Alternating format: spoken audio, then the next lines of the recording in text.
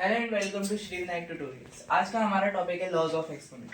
तो पहले समझते हैं सबसे पहले कि एक्सपोनेंट होता क्या है। जैसे अपन ने नॉर्मल एग्जांपल दिया 7 की पावर 7। अब इसमें बेस क्या है, एक्सपोनेंट क्या है। तो बेस हमारा ये हो जाएगा बेस, ये बेस हो जाएगा और ये जो पावर होती है इसे पावर लिख सकते हैं या एक्सपोनेंट लिख सकते हैं। अब 7 की पावर 7 का मतलब क्या होता है?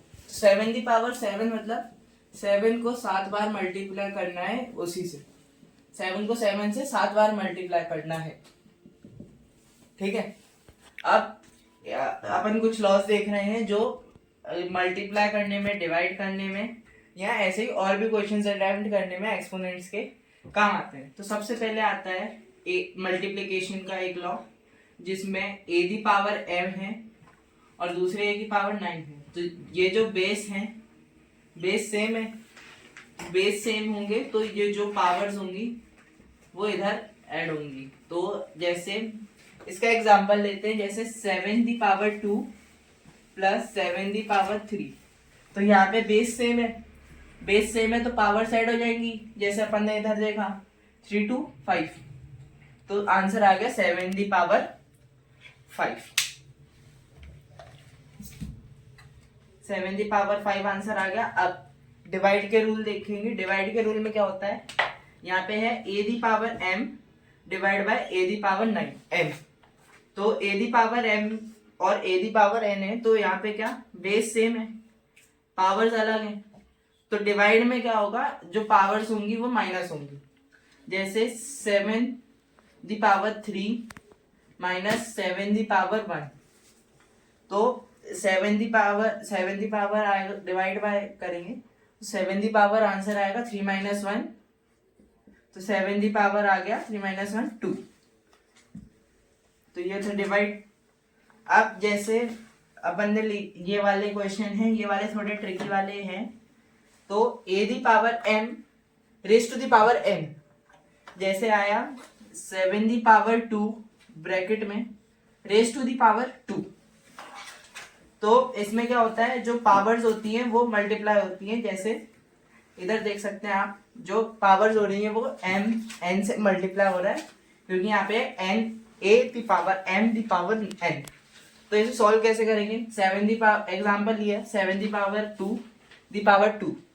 तो 7 the power 2 into 2, 7 the power 2 2 जा 4। तो ये 7 दी पावर 4 आंसर आ गया। अब कोई भी नंबर अगर रेस करता है पावर 0 से, तो उसकी वैल्यू क्वेश्चन में पुट 1 ही होगी। जैसे अपन ने ले लिया example 7 the power 0 plus 7 the power 0 plus 7 the power 1। तो यहाँ पे क्या हो जाएगा, यहाँ पे 1 आ जाएगा और यहाँ पे 7 दी पावर 1 रहेगा। तो कोई भी नंबर जब रेस करता है पावर 0 से, तो वो उसकी वैल्यू 1 ही आती है, उसकी वैल्यू 1 ली जाती है। अब यहाँ पे मल्टीप्लिकेशन का एक और रूल आता है, जहाँ पे बेस डिफरेंट है, बेस क्या है, अलग है, पर पावर्स सेम है। तो पावर सेम है तो a, यहाँ पे देखेंगे आप a into B whole the power m। तो अपन ने ले लिया जैसे example 7 the power 2 into 2 the power 2, easy ले रहे हैं, ज्यादा डिफिकल्ट नहीं, 2 दी पावर 2। तो इसको अपन करेंगे 7 2 जा 14 दी पावर 2, ये आएगा 14 दी पावर 2। ठीक है। अब बढ़ते हैं अपन आगे। अब आया अपन को डिवाइड का एक और, डिवाइड का एक और क्वेश्चन आया a the power m upon b the power m। तो ये हो जाएगा a अपॉन b की होल की पावर m। तो कैसे अपन एग्जांपल लेके समझते हैं, 7 the power 2 upon 1 the power 2। तो ये हो जाएगा 7 अपॉन 1 की पावर 2। ये हो गया हमारा।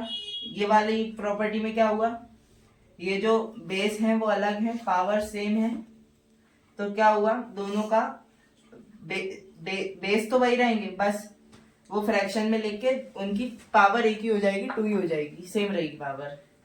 अब एक और अपन आते हैं इधर, अपन आते हैं अब 7th रूल पे, अपने 7th लॉ पे, A the power 1 is equals to A. मतलब कोई भी नंबर अगर अपनी पावर रेस करता है 1 से तो वो नंबर इट सेल्फ हो जाएगा। जैसे मैंने अभी ये एग्जांपल लिखा है 7 दी पावर 1 गिव्स आउट 7, तो ये था, ये तो इजी सी प्रॉपर्टी है। अब आते हैं A the power minus N, A the power minus N, तो ये ए दी पावर, अब माइनस में पावर है तो पावर माइनस में बहुत कम होती है, तो माइनस में जब पावर होती है अपन इसका रेसिप्रोकल करते हैं पावर पॉजिटिव में करने के लिए, तो ये हो जाएगा 1 upon a the power n, जैसा आप इधर देख सकते हैं 1 upon a the power n. अब अपन एक एग्जांपल लेते हैं, जैसे 2 दी पावर माइनस 4, तो 2 दी पावर माइनस 4 के लिए क्या होगा, is equals to 1 upon 2 the power 4, तो ये होगा।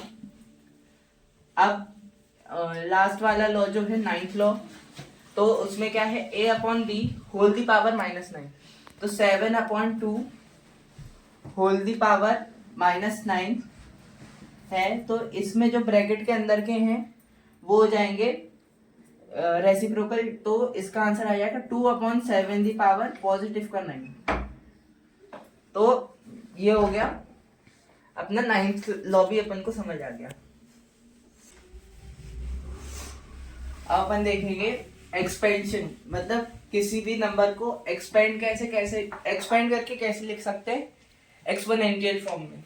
तो सबसे पहले अपन ले लेते हैं नंबर, कोई सा भी रैंडम नंबर उठाते हैं, जैसे हाँ पहले अपन नॉर्मल नंबर लेंगे, डेसिमल वाला बाद में देखेंगे आगे। तो सबसे पहले अपन ने नंबर उठाया 56,133, यहाँ पे जीरो नहीं है, एक भी, सिर्फ नंबर, सारे नंबर्स। अब अपन करेंगे 5 इंटू 10,000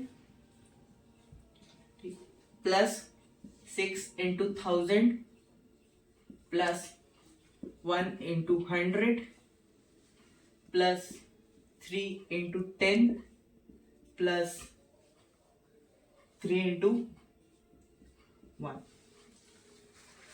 इधर आता है अपन को एक्सपोनेंशियल फॉर्म में इसे कैसे लिखना है, तो 5 इंटू 10 दी पावर 10 को कितनी बार मल्टीप्लाई करेंगे तो 10,000 आएगा, तो नंबर ऑफ जीरोस कितना 1 2 3 4, तो 10 दी power 4 plus 6 into 10 the power 1 2 3 10 the power 3 plus 1 into 10 the power 1 2 2 10 the power 2 plus 3 into 10 the power 1 plus 3 into 10 the power 0। अब आता है, अब ये आपको क्लियर है एक्सपोनेंशियल फॉर्म में कैसे लिखनी है, एक्सपेंडेड फॉर्म में, एक्सपोनेंशियल फॉर्म में नंबर को। अब अपन लेते हैं कोई सा भी डेसिमल का नंबर उठाते हैं, डेसिमल का नंबर लेते हैं, तो 7,123.36, तो इसके लिए अपन करेंगे 7 into 1000 plus 1 into 100 plus 2 into 10 plus 3 into 1। अब यहाँ पे क्या आया, यहाँ पे अपना पॉइंट आ गया, तो पॉइंट से क्या होता है, अपॉन में पावर आनी शुरू हो जाती है, जैसे 3 इंटू 1 अपॉन, यहाँ पे जो पहला डेसिमल होता है वो अपॉन 10 होता है, डेसिमल हमेशा अपॉन 10 होता है, तो यहाँ पे आ जाएगा 3 इंटू 1 अपॉन 10, और फिर आ जाएगा प्लस 3 प्लस 6 इंटू 1 अपॉन 100। तो अब ऐसा अपन एक्सपोनेंशियल फॉर्म में कैसे लिखेंगे, एक्सपोनेंशियल फॉर्म में लिखने के लिए 7 इंटू, अभी अपन नॉर्मल नंबर्स का तो देखा है, नॉर्मल नंबर्स के लिए क्या करेंगे, जीरोस काउंट करेंगे, तो 1 2 3, तो 10 दी पावर आ जाएगी 3 प्लस 1 इंटू 10 दी power 1 2 2 plus 2 into 10⁻1 plus 3 into 10⁻0 plus, अब यहां से फ्रैक्शन में अपॉन में, तो ये हो जाएगा माइनस में पावर आएंगी, जैसे 3 इंटू 10⁻1 प्लस 6 इंटू 10⁻2